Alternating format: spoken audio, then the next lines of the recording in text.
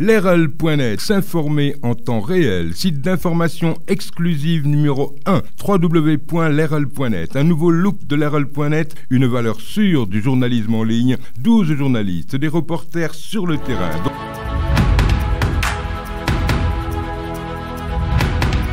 Je suis Pape Massaer Diop, le sous-préfet de l'arrondissement de Sagata.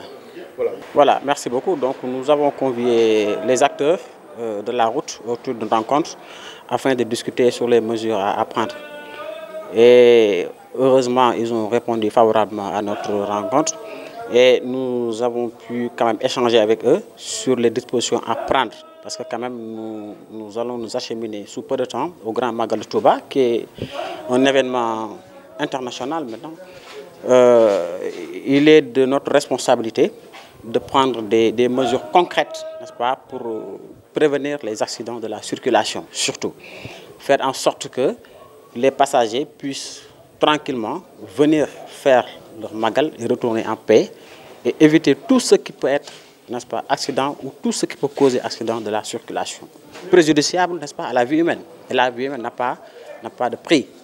Et de ce point de vue, nous avons mis en garde vraiment tous les transporteurs, tous chauffeurs qui seraient tentés de violer les dispositions qui sont déjà mises sur pied pour protéger les populations. En tout cas, le gouvernement a déjà pris des mesures et ces mesures-là doivent être appliquées par les acteurs.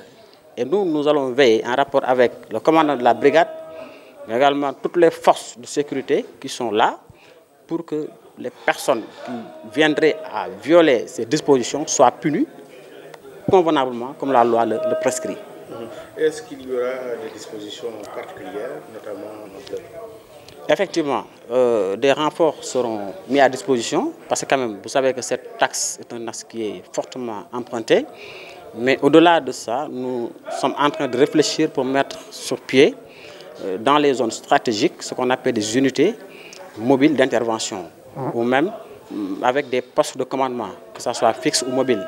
En tout cas, nous sommes en train de dresser un schéma qui pourrait quand même participer convenablement en rapport avec les acteurs, bien sûr, à juguler ce phénomène qui souvent est dû au mauvais comportement des gens. Hein. Et voilà, il faut qu'on revienne à l'orthodoxie, il faut que les gens cessent de se comporter comme ils veulent, hein, en respectant le code de la route, en évitant des excès de vitesse, hein, en évitant également de communiquer au volant. Tout ça, c'est des mesures. Et voilà, les hommes en bleu, la gendarmerie va prendre toutes les mesures pour punir ces gens.